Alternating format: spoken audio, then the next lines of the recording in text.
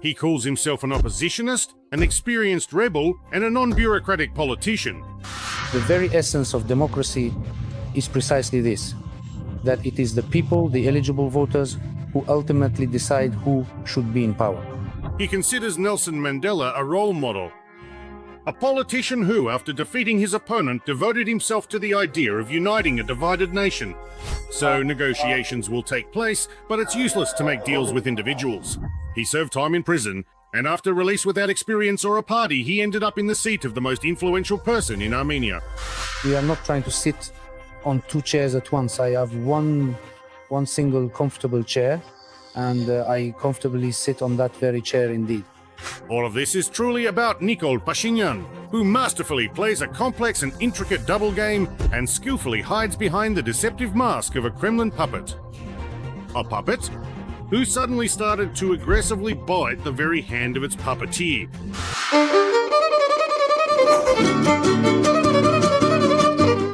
A devoted family man married to Anna Jacobian for almost 25 years, and a loving father of 4 children, 3 daughters, and a son, Ashot. Pashinyan devoted half of his adult life to the opposition. On the barricades, underground or behind bars.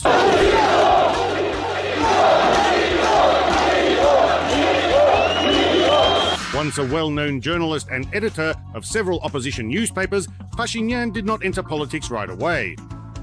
Shut down publications, a prison sentence, and even an attempt on his life. All of these were the results of Nikol's journalistic work. After the 2007 parliamentary elections in Armenia, protesting against fraud, Nikol staged a sit-in. He was declared wanted, and a year and a half later, he turned himself in to the authorities. He was convicted, allegedly, for organizing mass riots. The future leader of Armenia spent 2 years behind bars. Oh, who is that? Nikol of Petersburg. But prison did not cool his political ambitions, Pashinyan. If anything, it was quite the opposite. The image of an unyielding, unbroken, and passionate fighter against the regime paved his way to the heights of power. We are currently waiting for you in Stetshun. We are indeed waiting for you in Stetshun. We are waiting for you in Stetshun. Member of the National Assembly of Armenia for 2 terms, a born orator and revolutionary, he always had a keen sense of the Armenian people's mood and skillfully worked with the street. It's no surprise that in 2018, it was Pashinyan who rallied people to protest and led the demonstrations against Serge Sargsyan's election as Prime Minister. This is how the Velvet Revolution began. The uprising that would bring Nikol Pashinyan into the highest offices of power.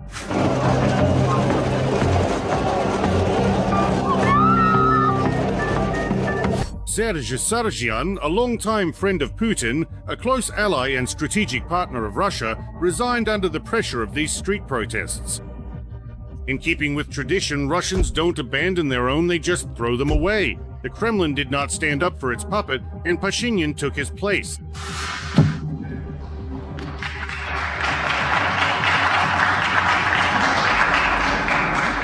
This is a significant and profound change of power, democratically decided by the will of the people. It was a peaceful, velvet, and widely popular revolution, reflecting the collective desire of the populace.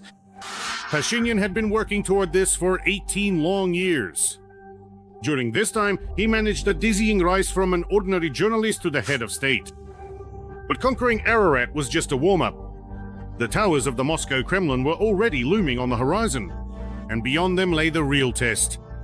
A personal meeting with its master. If I were him, I wouldn't go.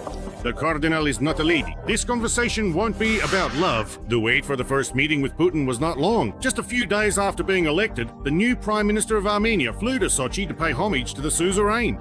Nikol, he has never questioned, and I don't think he ever will question, the importance of strategic Armenian-Russian relations. Pashinyan himself felt at home in Russia thanks to the many compatriots who had settled there, potential investors for his homeland Armenia. At that time, everyone was greatly surprised by Putin's unexpected reaction to the Armenian protests. After all, he had always been a staunch opponent of any revolutions and similar changes of power, including the Rose Revolution in Georgia and the Orange Revolution or Euromaidan in Ukraine. The country finally has freedom of speech. People are no longer afraid of losing their jobs or ending up in prison because of what they say. Citizens have gained hope and motivation to live and work in their own homeland. Unlike in Ukraine and Georgia, where Putin called the events nothing less than a coup and a violent seizure of power, the bunker strategist referred to the Armenian protests simply as an internal matter. Of Yerevan, it is very important that Russia has fundamentally taken such an absolutely neutral stance. And the position that Russia has taken is truly a wise one. We are very sensitive about our national sovereignty and our cherished independence. Thus, Armenia is more independent than post-Soviet countries. I don't want to say that. You asked a very direct question, and that's my answer to your question. Unlike in Tbilisi and Kyiv, where Putin missed the consequences of popular anger, in Armenia he always kept everything under strict control. Since the 1990s, his little green men have been there, always able to respond in a timely manner. To this day, the 102nd Russian military base is located in the country, with 2 garrisons in Gyumri and Yerevan.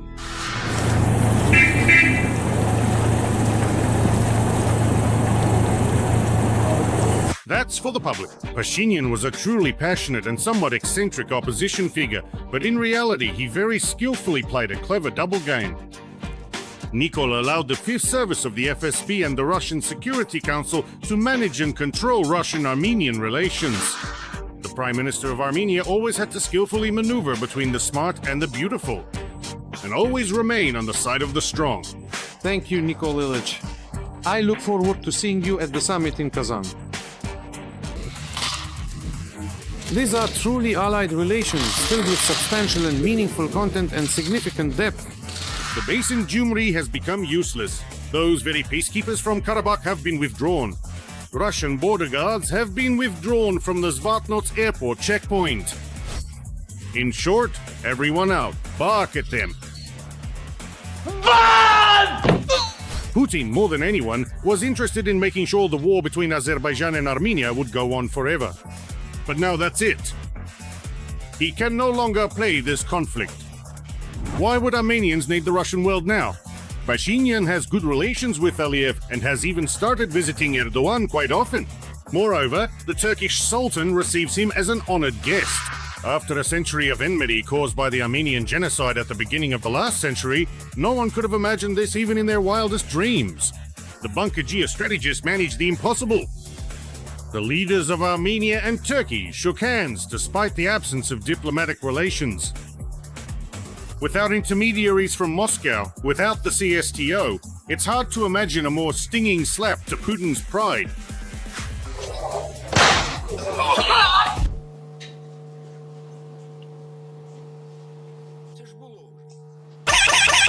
The principle of the enemy of my enemy is my friend no longer works. The CSTO gang openly abandoned their accomplice, cowardly and cynically sacrificing Armenia's interests in favor of the stronger Turkish leader. That's politics. The Turks support Azerbaijan because they are close and related. What are you fighting for in these mountains? At an altitude of 2,000 kilometers, 300 people have been lost.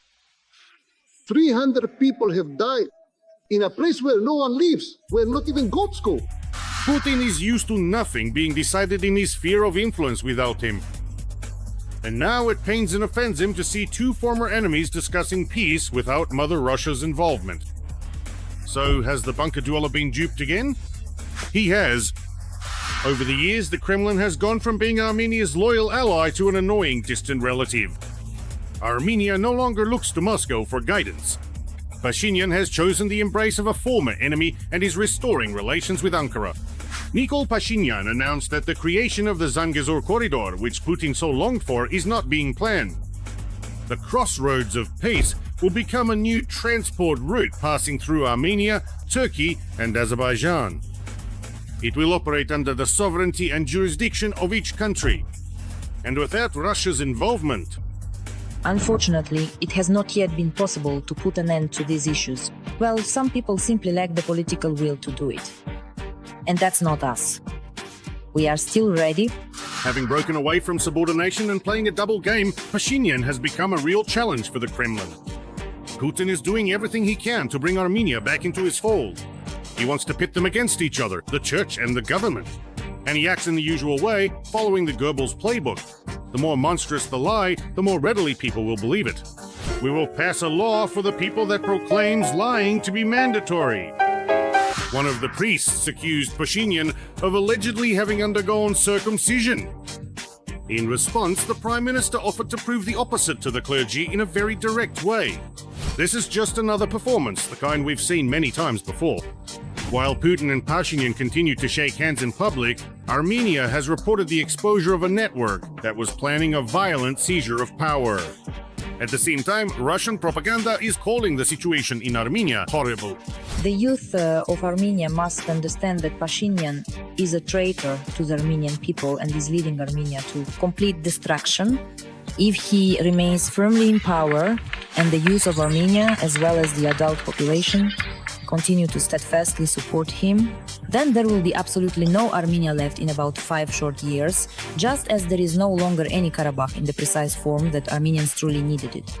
In turn, due to the Kremlin's interference in the country's internal affairs, Armenian deputies are demanding that Russian television be shut off in the country.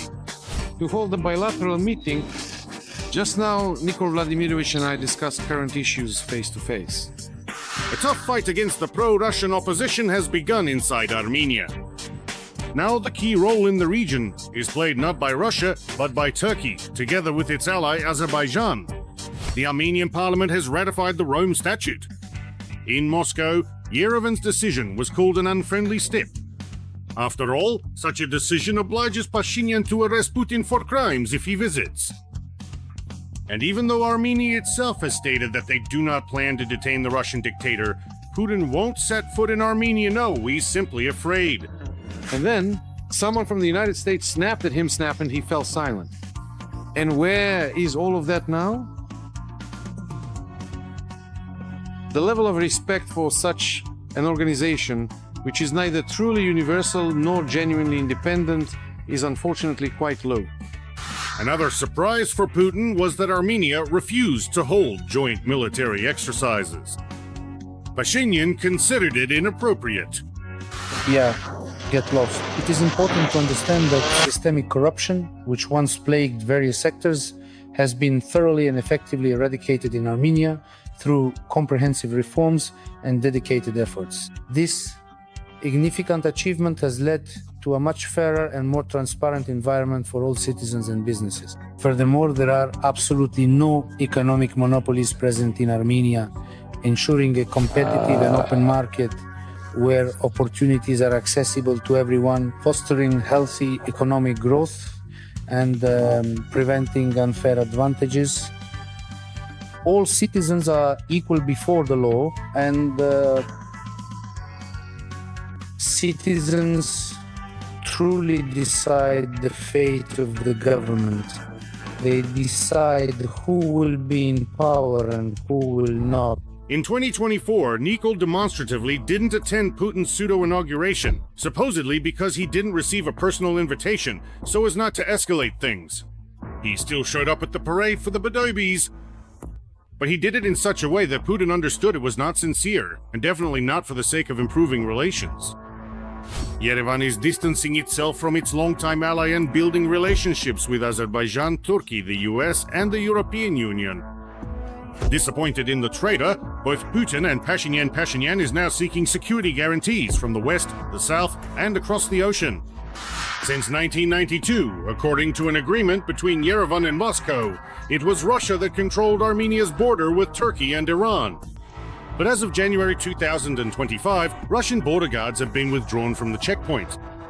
Thanks to Erdogan's initiative, now Armenians will guard the border with Turkey together with the Russian forces that are still present there.